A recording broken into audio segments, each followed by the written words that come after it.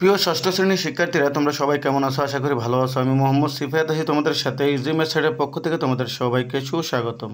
প্রিয় ষষ্ঠ শ্রেণীর শিক্ষার্থীরা, আমি ইতিপূর্বে তোমাদের প্রথম পর্বতে 1 থেকে 9 পর্যন্ত সমাধান করেছিলাম। তোমাদের মূল বইয়ের স্বাস্থ্য সুরক্ষা যে বইটা আছে, সেই বইয়ের 1 থেকে 9 পৃষ্ঠা পর্যন্ত আমি সমাধান করেছি। আজকে আমি তোমাদের 10 পৃষ্ঠা থেকে সমাধান করব। দেখো, 10 পৃষ্ঠার মধ্যে আছে ব্যক্তিগত স্বাস্থ্য ও পরিচ্ছন্নতা।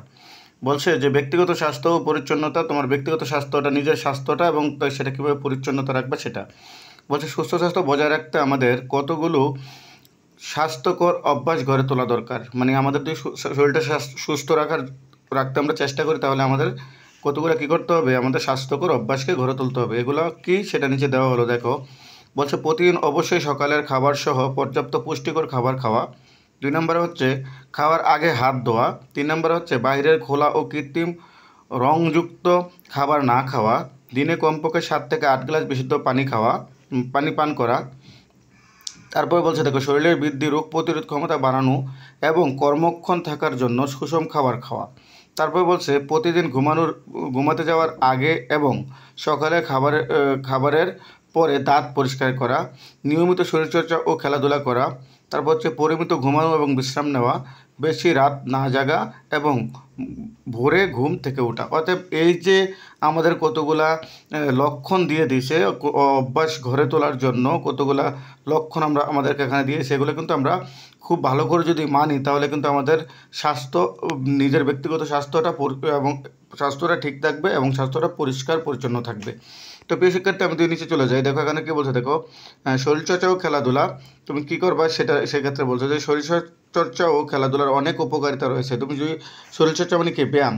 আর খেলাধুলা তো তোমরা জানো, খেলাধুলা কিন্তু এক ধরনের ব্যায়াম। এখানে বলছে আমাদের শরীর সুস্থ থাকবে, আমরা নিরোগ থাকি। মানে বলছে কি, যদি আমরা শরীর চর্চা করি এবং খেলাধুলা করি, তাহলে আমাদের শরীরটা কী থাকবে? সুস্থ থাকবে এবং শরীরে কোনো রোগ আক্রমণ করতে পারবে না। তারপরে বলছে আমাদের সামাজিক, মানসিক ও আবেগিক ও নৈতিক বিকাশ হয়। তাহলে আমাদের সামাজিকভাবেও আমরা এটা সামাজিক, মানসিক, আবেগী ও নৈতিকভাবেও আমরা সেটা বিকাশ করতে পারতেছি। তারপর বলছে বুদ্ধিরও বিকাশ ঘটে, মানে তোমার বুদ্ধিমত্তাটা খুলে যায়।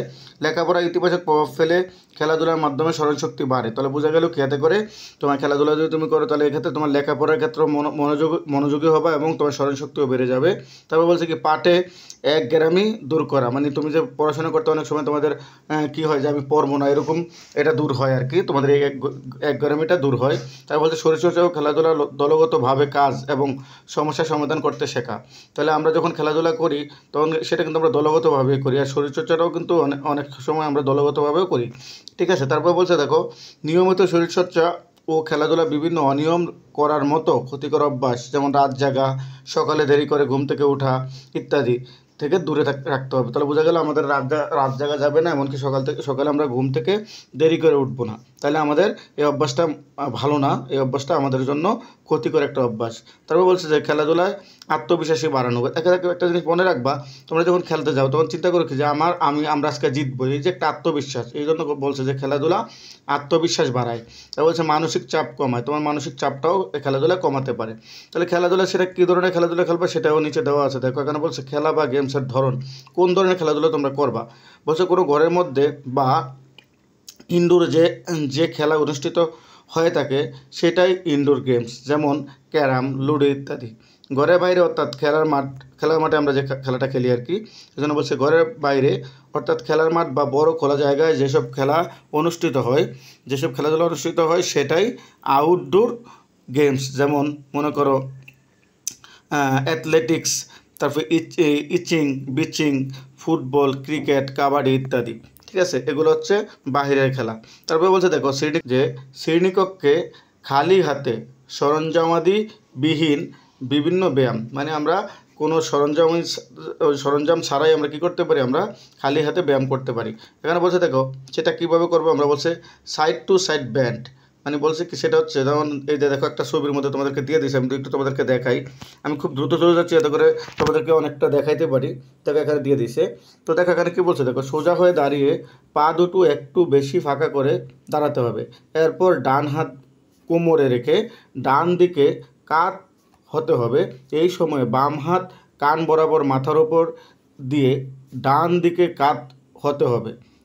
এভাবে সবাই একসাথে করবে। তাহলে বোঝা গেল কি, দেখো আমাদেরকে তারা প্র্যাকটিক্যালও দিয়ে দিছে, তোমরা যদি একটু খেয়াল করো দেখো এই জায়গাতে এইভাবে কিন্তু আমাদের ব্যায়ামটা করতে হবে, ঠিক আছে। এই জায়গাতে আমি তোমাদেরকে একটু দেখাই, যেহেতু তোমরা দেখতেছো তারপরে আমি তোমাদেরকে একটু চিহ্নিত করে দেখাই। দেখো এইভাবে আমাদের ব্যায়ামটা করতে হবে, ঠিক আছে। এই জায়গাতে তারা দিয়ে দিচ্ছে। তারপর বলছে কি দেখো যে সেট 2, এবার বলছে কতবার করতে হবে, 10 থেকে 12 বার এক এক পাশে, মানে এক এক পাশে 10 থেকে 12 বার করবা। সময় হচ্ছে ক্লাস শুরুতে অথবা মাঝামাঝি সময়ে।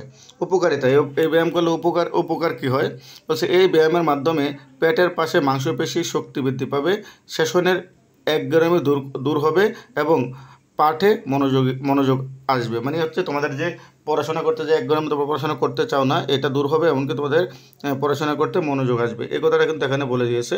তারপর দিয়ে আমরা একটু নিচে যাই, দেখো বলছে কি হাঁটু বুকে লাগানো। দেখো এই জায়গাতে এই আরেকটা ব্যায়াম এখানে কিন্তু তারা ব্যবহারিক দিয়ে দিয়েছে। তো সেটা কি আমি একটু পড়ি। বলছে সোজা হয়ে দাঁড়িয়ে দুই হাত দিয়ে হাঁটু ধরে টেনে বুকের কাছাকাছি বা বুকের সাথে লাগানোর চেষ্টা করতে হবে। তাহলে সেটা কি, সেটা হচ্ছে সেট 2। বলছে কতবার করতে হবে, প্রতি পা 5 থেকে 8 বার। তারপর সময় হচ্ছে ক্লাসের মাঝামাঝি সময়, যখন আমরা দুপুরবেলা আমাদের যে অবসর টিফিনের টাইম দেয় ওই সময়টা আমরা এটা করতে পারি। তো দেখো এখানে কিন্তু তারা ব্যায়ামটা সুন্দর করে দিয়েও দিয়েছে। দেখো এই জায়গাতে দেখো এইভাবে তোমরা করবা, এই যে ছবির মধ্যে যেভাবে তারা করছে ঠিক এভাবে তোমরা চেষ্টা করবা বাসায়, ঠিক আছে। তারপর এটার উপকারিতা কি সেটা আমরা একটু পড়ি। বলছে উপকারিতা, বলছে পাঠে যে একঘেয়েমি আসে তা দূর হবে এবং পরবর্তী সময়ে পাঠে মনোযোগী আসবে। ওই একই কথা। তাহলে বোঝা গেল, আমরা কি বুঝতে পারলাম এতে করে, যে খেলাধুলা বা ব্যায়ামের মাধ্যমে আমাদের পাঠের মধ্যে মনোযোগী হয় এবং একঘেয়েমি দূর হয়। তারপর দিয়ে আমরা নিচে যাই, দেখো আমি কিন্তু খুব দ্রুত পড়ে যাচ্ছি যাতে করে আমি তোমাদের অনেকগুলো পড়া তোমাদেরকে দেখাতে পারি। এখানে বলছে যে স্ট্যান্ডিং এলবো টু নি ক্রাঞ্চেস। তাহলে দেখো এখানে বলছে বিবরণ, এটা কি, এই জায়গাতে দেখো এখানে তিনটা মেয়ে ব্যায়াম করতেছে, তিনটা মেয়ের ছবি দিয়ে দিয়েছে।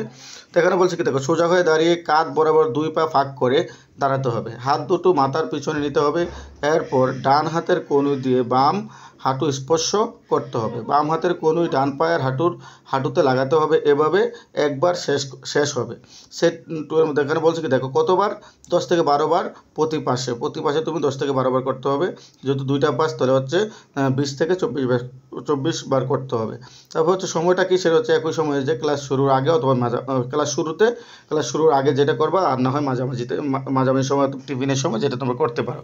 তাহলে এটা উপকারিতা কি আমরা একটু দেখি। একইভাবে বলছে এই ব্যায়ামের মাধ্যমে পেটের মাংসপেশি শক্তি বৃদ্ধি হবে এবং পেটের চর্বি কমানো যাবে। তাহলে বোঝা গেল এই ব্যায়াম হলে আমাদের পেটের মাঝামাঝি যে মাংসপেশি থাকে সেটা শক্তি বৃদ্ধি পাবে এবং পেটের চর্বিটা কমবে।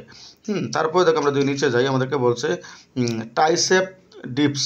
হ্যাঁ, এখানে কি বলছে দেখো, বেঞ্চ বা কোনো চেয়ারের সামনে অথবা কোনো উঁচু জায়গায় চেয়ার বা বেঞ্চের উপর 2 হাত পিছনে দিয়ে রাখতে হবে। দেখো এখানে কিন্তু তোমাদেরকে ব্যবহারিকভাবে একবারে প্র্যাকটিক্যালি দিয়ে দিছে।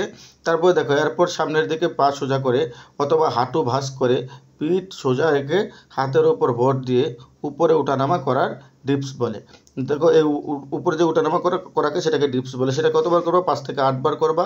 সেটা হচ্ছে ক্লাস শুরুতে, শুরুতে করতে হবে। তাহলে দেখো আমরা প্রত্যেকটা ব্যায়ামের কথা বলা হয়েছে, প্রত্যেকটা ব্যায়াম কিন্তু তোমাদেরকে একেবারে ব্যবহারিকভাবে দেখিয়ে দিয়েছে। তোমরা যদি একটু খেয়াল করো আর তাদের মতো চেষ্টা করো তাহলে কিন্তু তোমাদের দ্বারা এই ব্যায়ামগুলো করা সম্ভব। তো প্রিয় শিক্ষার্থীরা, আজ এ পর্যন্ত। তোমরা সবাই ভালো থাকো, তোমাদের সকলে সুস্বাস্থ্য কামনা করে আজকের মতো এখানে বিদায় নিচ্ছি। আল্লাহ হাফেজ।